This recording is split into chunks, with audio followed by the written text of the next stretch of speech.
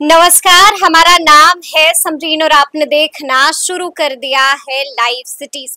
देखिए, सहारा का मामला एक बार फिर से गर्माता जा रहा है। लाइव सिटीज भी आपको लगातार इसको लेकर अपडेट कर रहा है। हम आपको बता रहे हैं कि कहां पर क्या कुछ अपडेट आया है। देखिए, आपको बता दें कि कुछ दिन पहले बड़ा पत्र भी सहारा को लेकर जारी हुआ था। अब इस पत्र में क्या कुछ लिखा गया था जो आपके लिए जान लेना बेहद जरूरी होता है, तो आज हम इसी मुद्दे पर तफसील से बातचीत करेंगे। तो आज इस मुद्दे पर तफसील से बातचीत करने के लिए हमारे साथ सीनियर जर्नलिस्ट अरुण पांडे जी हैं। सबसे पहले बहुत शुक्रिया बातचीत के लिए। धन्यवाद आपको भी जी अरुण जी, सबसे पहले हम आपसे जानना चाहेंगे कि सहारा को लेकर के बड़ा पत्र जारी हुआ है। हम आपसे जानना चाहेंगे कि ये पत्र किसने किसके नाम लिखा है और क्या कुछ कहा गया है इस पत्र में। देखिए, सहारा के पूरे देश भर में कोई 12 करोड़ से अधिक निवेशक हैं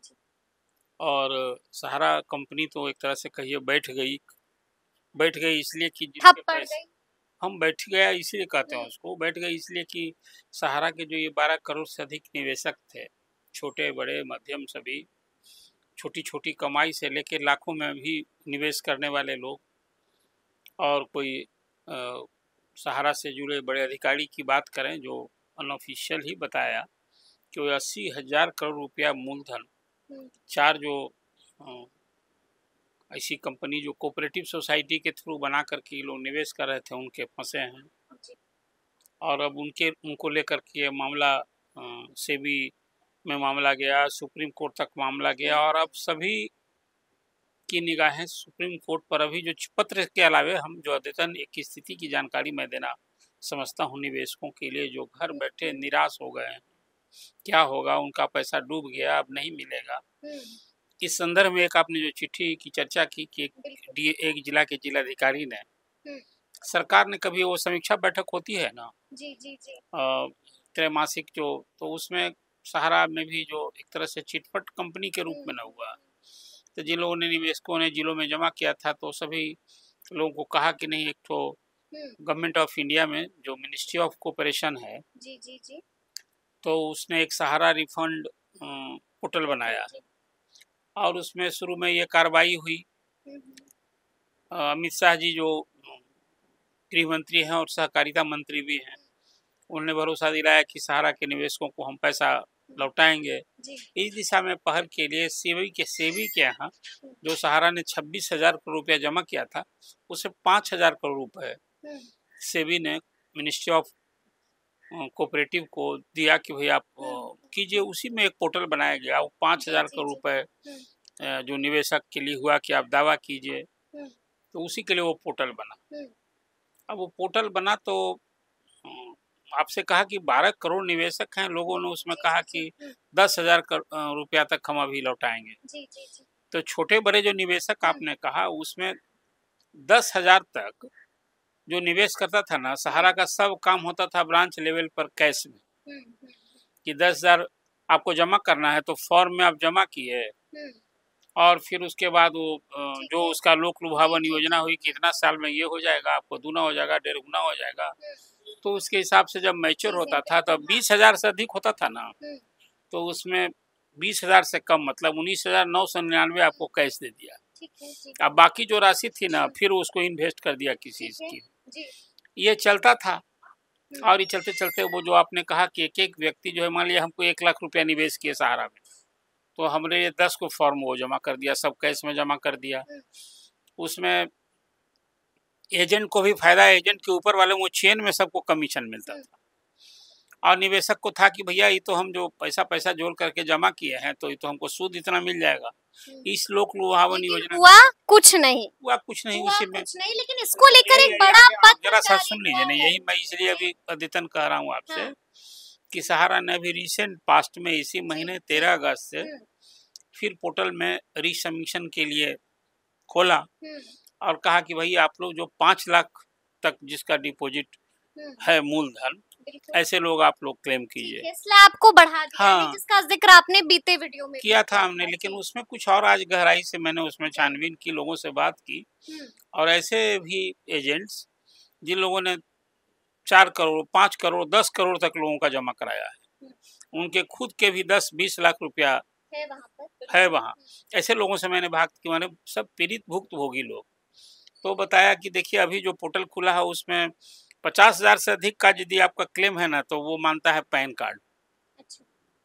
तो वहाँ तो 10-10 हज़ार करके था, ना पैन कार्ड की जरूरत थी ना बैंक अकाउंट। वो 20,000 से अधिक जमा करना होता था ना तो चेक से जमा करता था और फिर वो बैंक के थ्रू जाता था। मैंने 20,000 से अधिक हो तब वो चेक और बैंक का कारोबार होता था। 20,000 से नीचे वाले सबका कैश से काम होता।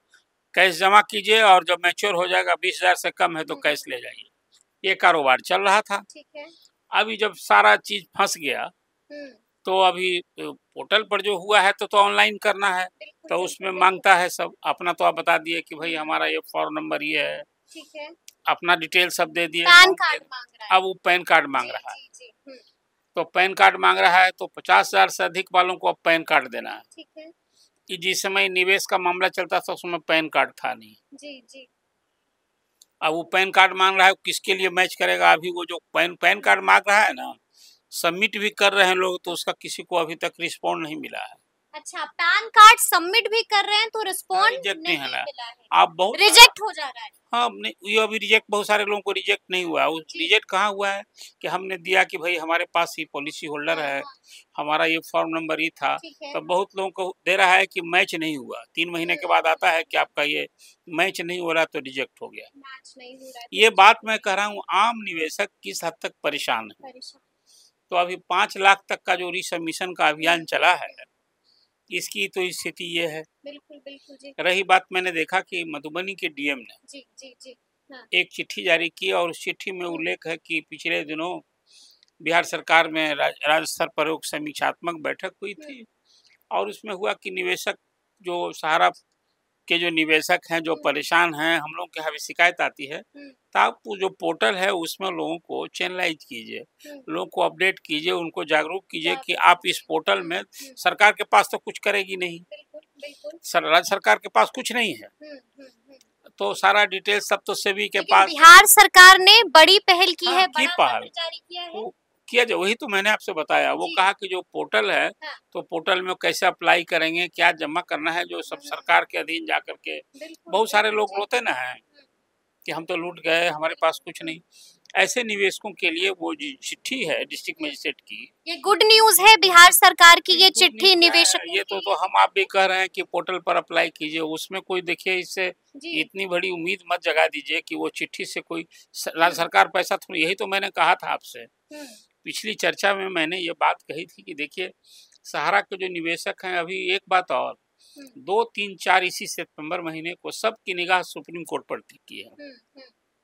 सुप्रीम कोर्ट में सहारा को लेकर सुनवाई होने वाली है। बिल्कुल 3, 4 और 5 हाँ, और सारे लोगों को अब चिंता, जिसको चिंता कहिए समाज की चिंता। पिछले दिनों संसद में ये बात उठी, कई सांसदों ने ये निवेशकों के हित के लिए बात उठाई, लेकिन सरकार तो कह रही है, आपने देखा होगा केंद्रीय वित्त मंत्री निर्मला सीतारमण ने तो सुप्रीम कोर्ट का भी हवाला दिया और कहा कि भाई हम तो चाहते हैं पैसा जमा करना है, आप लोग सब उसी पोर्टल में फॉर्म जोड़ दिया। माने अपना पल्ला झाड़ते हुए कि हम तो चाहते हैं, हम नहीं रोके हुए हैं। सुप्रीम कोर्ट मॉनिटरिंग कर रहा है और अब सुप्रीम कोर्ट के हिसाब से तो हमने तो कह रहे हैं कि आप आइए अपना पैसा देखिए। ये सब तरह का सिर्फ कहिए ना कि टालने, और कहिए कि निवेशक बेचारा क्या करेगा। वो तो जब आप कोई सामने सदैव कोई व्यक्ति है नहीं फॉर्म लेने वाला, हम पोर्टल पर जमा कर रहे हैं, उसमें कोई कमी है, त्रुटि है तो उससे रिजेक्ट हो जाता है, जमा रहता है। इसके निदान के लिए फिर मैं दोहराता हूँ आज आपसे कि आपने आज सहारा के निवेशकों के लिए जो चर्चा की है, मैं भी कम से कम दर्जनों की संख्या में लोगों को, घर घर की कहानी है ये, और जब भी सहारा की बात होती है तो लोग बहुत निराश भाव से रोने लगते हैं। तो उनके लिए क्या निदान का उपाय है? फिर मैं आपसे इसमें तो 12 लाख से ये भी जानना कह दूं कि 12 लाख उसमें सहारा के कार्यकर्ता, एजेंट से लेके अधिकारी तक, ऐसे लोगों का भी निवेश फंसा हुआ है। अभी जब लेन देन का कारोबार बंद हो गया तो लोगों को वेतन नहीं मिल रहा है। तो ऐसे लोग भी तो है जिसका भाई उसी से अब कमीशन एजेंट था, तब उसका भी परिवार चल रहा था, उसी के बूते जो नौकरी कर रहे थे उसका, अभी भला सहारा कंपनी आज फिर मैं कहता हूँ दिवालिया नहीं हो गई है। सहारा कंपनी के पास आज भी 80,000 रुपए निवेशकों के मूलधन है और अभी तो सहारा ने दिया ही 26,000 करोड़ न लौटाया है। बिल्कुल बिल्कुल। तो ये पैसा कहाँ गया? कहाँ गया? अच्छा, हम आपसे ये भी जानना चाहते हैं, अभी आपने जिक्र भी किया कि सहारा का मामला सुप्रीम कोर्ट पहुंचा हुआ है और सुप्रीम कोर्ट में सुनवाई 3, 4 और 5 सितंबर को होनी है। क्या लगता है अरुण जी, फैसला किसके हक में आएगा? देखिए अभी तो कोई फैसला क्या, फिर डिस्पोजल थोड़े हो जाना है। कल उस दिन क्या चर्चा होती है, निवेशक का हित सबसे बड़ा है। अब वो सरकार फिर पूछेगी कि भाई आपने जो ये सहारा रिफंड पोर्टल आपने बनाया, इसका क्या अद्यतन स्थिति है। सरकार एक सबमिट करेगी सुप्रीम कोर्ट में और बताएगी कि भाई हमने तो फिर वो देखिए ना 13 अगस्त से फिर इस सबमिशन का जो पोर्टल खुला है कि हम 5 लाख तक जिनका निवेश जमा है, तो सरकार तो जब 5 लाख आपका निवेश है तो 50,000 से अधिक पर आप देखिए बैंक में भी पैन कार्ड देना होता है, नॉर्म्स है ना।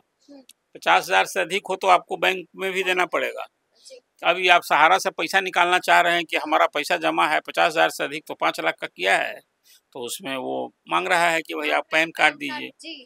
तो सबों के पास तो पैन कार्ड है नहीं, वो पैन कार्ड फिर मांग रहा है, फिर उसकी क्या स्थिति है। अधिशंक तो उसमें ये 10-10 हजार करके जो लोगों ने एक फॉर्म पर जमा किया है ना, ऐसे निवेशकों की संख्या जो 20 लाख भी जमा किया है ना, उसके बाद कागज है 30 को, 40 को, 50 को, 10-10 हजार बाई फेर कर सब कैश का खेला होता था वहाँ।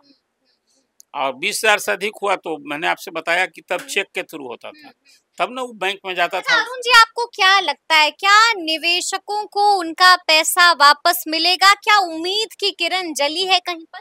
देखिए उम्मीद की किरण तो बिल्कुल मिट नहीं गई है, लेकिन जो 12 हल्की हल्की चल रही है। 12 करोड़ लोगों को निवेशक जो 12 करोड़ हैं उनको पैसा लौटेगा। एटलीस्ट मुझे तो जो हाल दिख रहा हूँ मैं, नहीं लगता है। सरकार जो 26,000 करोड़ रुपया सेबी ने जमा कराया है तो सब निवेशक का ही ना पैसा। सहारा अपने घर से थोड़े दिया है। हाँ, इसके चलते जो कानून का उल्लंघन किया तो सहारा की संपत्ति को बेचने का इस सब पर पैसा वापस मिलेगा निवेशकों को उनका? सब डूबा हुआ पैसा? जी नहीं, अभी देखिए क्या सरगम, फिर मैंने कहा इसके लिए कई उपाय है। फिर जिस तरह से एक डिस्ट्रिक्ट मजिस्ट्रेट ने किया है, सहारा कंपनी पर बिल्कुल कानूनी रूप से एक प्रेशर बनाते हुए सारे ब्रांच को रीओपन करवाना चाहिए, रीएक्टिवेट करना चाहिए। और जिन निवेशकों ने जिस एजेंट के माध्यम से, बहुत लोग तो मर भी गया है लेकिन अभी बहुत सारे लोग जिंदा हैं, तो उन निवेशकों को फॉर्म जमा करने का और निकासी का उसी ब्रांच से सरकार की निगरानी में व्यवस्था जब तक लागू नहीं होगी, सहारा के निवेशक के पैसे शायद ही लौट पाएंगे। एक आखिरी सवाल माध्यम से देखिए, इनकम टैक्स में आदमी रिटर्न दाखिल करता है तो वहाँ सिस्टम है, लौटता है। अभी तो टाइम फ्रेम अभी मैं देख रहा था कि अभी कितना % लंबित है इनकम टैक्स में भी, लेकिन हाँ वहाँ लौट जाता है, फॉर्म सिस्टम है। सहारा में तो जब से ये कानून लागू हुआ तो कहिए कि एक तो लोग को एक सरकार का भी परसेप्शन था कि भाई इसमें काली कमाई, लोग 2 नंबर का पैसा लोग सहारा में इन्वेस्ट कर रहे हैं बैंक से निकाल के। स्मॉल चीज है, तो ये सब जो चीज है बात सही है कि अभी 5 लाख आप जमा किए हैं तो जो आपको 5 लाख का भी लौटेगा तो उससे इनकम टैक्स देना ना होगा। अभी सरकार चेक एंड बैलेंस भी। एक आखिरी सवाल है अरुण जी, हम आपसे ये जानना चाहेंगे कि कई ऐसे लोग हैं, आपने बताया भी कि बिहार सरकार की तरफ से एक पत्र भी जारी कर दिया गया है ताकि लोगों को जागरूक किया जाए। कई ऐसे लोग हैं जो अब भी जागरूक नहीं है, जिन्होंने अब भी रजिस्ट्रेशन नहीं किया है, उनका क्या होगा? देखिए एक तो रजिस्ट्रेशन तो उनको तत्काल कराना चाहिए, जो नहीं कराया है बिल्कुल उनके पास तो खाली वो अपना बॉन्ड पेपर लेके बैठे रहेंगे, घर में थोड़े होगा। करना तो जो सिस्टम सरकार का है, लेकिन एक बात है, मैं मानता हूं कि सबको अपने क्षेत्र के विधायकों पर भी दबाव डालें कि वो बिहार के वित्त मंत्री जो उप मुख्यमंत्री हैं उनको इसके लिए नैतिक रूप से दबाव डालें कि कुछ बिहार सरकार भी एक्टिव हो, इसलिए सब सरकार एक्टिव हो, सभी राज्य की सरकार। और विधायकों पर भी आप दबाव डालिए ताकि वो दबाव डालें। सबका सब सांस्थिक वित्त एक विभाग है ना, तो सब लोग एक कम से कम इस पोर्टल ही के थ्रू हो, लेकिन इसमें सहारा के काम शुरू हो, हाँ, सहारा के ऑथोरिटीज को इन्वॉल्व करें। और सुप्रीम कोर्ट में भी मुझे लगता है कि जो निवेशक के भी तरफ से है मामला, अब देखिए सुप्रीम कोर्ट क्या व्यू पॉइंट करता है। चिंता जो हम आप कर रहे हैं नेचुरल है कि सुप्रीम कोर्ट की भी तो चिंता यही ना है। देखना होगा कि 3, 4 और 5 को क्या कुछ होता है। तो हमने आपको बताया है कि सहारा में क्या कुछ अपडेट आया है, पत्र में क्या कुछ कहा गया है, वो भी हम लोगों ने आपको बताया है।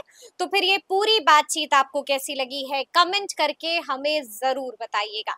तो ऐसे तमाम अपडेट्स के लिए ऐसे ही हमारे साथ बने रहिएगा और देखते रहिएगा लाइव सिटीज। बहुत शुक्रिया।